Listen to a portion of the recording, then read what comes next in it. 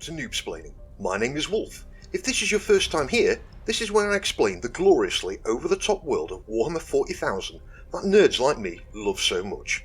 So hit that subscribe button, grab a drink, settle in, and prepare for a Noob-Splaining session.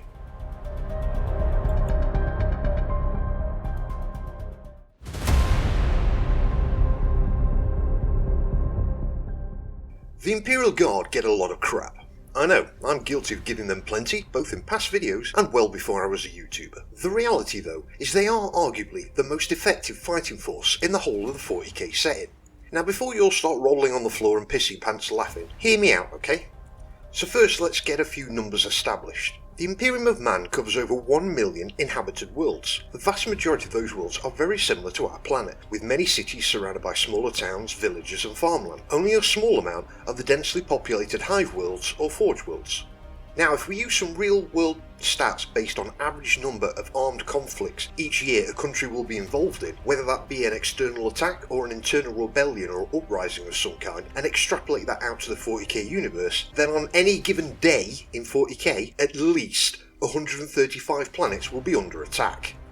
135 a day getting attacked. Now most of those will just be a small amount of disgruntled humans wanting to be free of the Imperium's shackles, or maybe a small Xenos raiding party like Drakari, or a small Orc warband.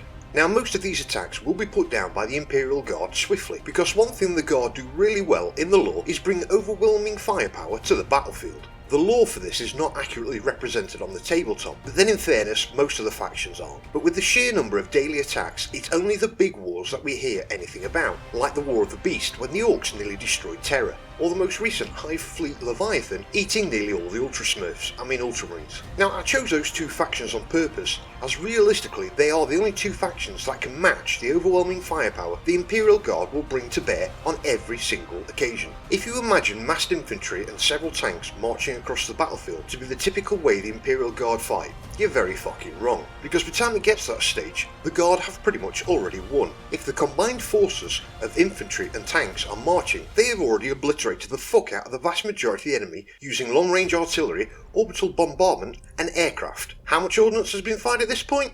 Yes. The Guard probably think collateral damage is a specialist type of artillery shell. When the Guard play whack-a-mole at the local arcade, they don't use the foam rack bat. They drop a giant wrecking ball on the whole fucking building and say I win. That's because of all the factions in 40k being so gloriously over the top, they have to smash everything within a 1 kilometer radius of any enemy unit spotted.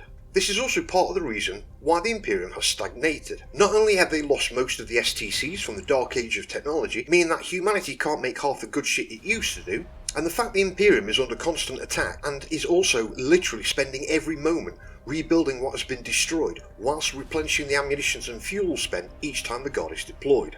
A lot of tabletop battles can be considered to be a small snapshot of a much wider, potentially planet-sized war, and the Imperial Guard is no different. Let's take a look at the lasgun for example. The primary weapon of the Guard. It's often laughed at or scoffed as just a mere flashlight, but that weapon realistically has the capability to put a hole through most units in the setting. But you don't just get a single lasgun on its own. The Guard deploy in hundreds, usually thousands of troops. With enough lasguns on the same target, they will bring down even the biggest of targets eventually. The lasgun shot, however, is the smallest thing the Guard will be sending your way at high fucking speed. If you're taking lasgun fire, you have already been pummeled into near extinction by artillery and are probably still taking artillery ordnance. Alongside the lasgun, you will have heavy weapons fire and the many fucking huge guns on the hundreds of fucking tanks. There are only a few factions that can weather that level of firepower, or even match it, and offer something along the lines of an actual fight. And I'm sorry Space Marine fans, you're not even on the list. The only times the Space Marines get close is when something really big happens and they have to mobilise several chapters at once, like a full-blown Orc War or a Tyranid Hive Fleet. Now like I said earlier, with around 135 attacks a day, the Guard will deal with around 130 of them, winning roughly 129 in less than a few hours. Most of these attacks don't even make the local news on the next system over, let alone all the way back up the chain back to Terra and the leaders of the Imperium. Even when we get huge Chaos invasions, Tyranid Hive Fleets or Orc Wars, the Guard puts in most of the hard work in dealing with it and leaving the Space Marines to swoop in last minute and steal all the glory. It is these wars that are documented that give the Guard a bad rep that is not deserved. It does, however, give plenty of lore for bastards like me to unfairly take the piss out of them. Let's be fair, Abaddon's 13th Crusade was on the brink of failure, mainly due to the tenacity and sheer ferocious levels of firepower the Cadian defenders were able to put down.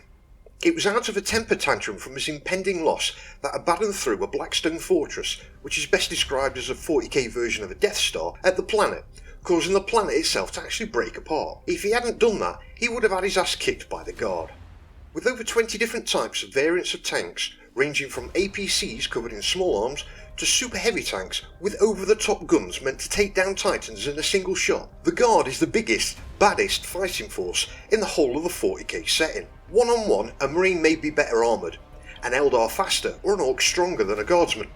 But the Guard don't play one-on-one.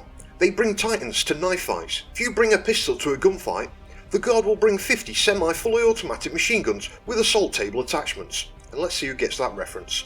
The Imperium is still standing due to the overwhelming firepower the Guard bring to each and every battle.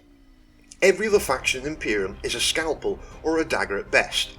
The Imperial Guard are a sledgehammer. A rocket-powered sledgehammer wrapped in barbed wire and attached to a fucking wrecking ball. So all in all, you should not really risk the wrath of the Guard, as you will get your head kicked in so hard the next 3 generations of your family will have a concussion. Now, with that love letter to the Guard over, let's get back to our usual programming. Guard, your troops are shit, your guns are shit, and you couldn't defend the most defensible planet from the most inept useless Chaos champion in the whole setting. Thanks for watching.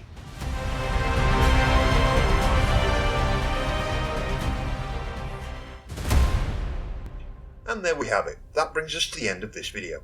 If you laughed or learnt anything, don't forget to hit that subscribe button. And if you are already subscribed, then don't forget to share this video with somebody who could do with some noob-splaining in their life. Also, leave a comment on your favourite part. I do try and interact with every comment. But if you made it this far, thank you, and I'll see you next time.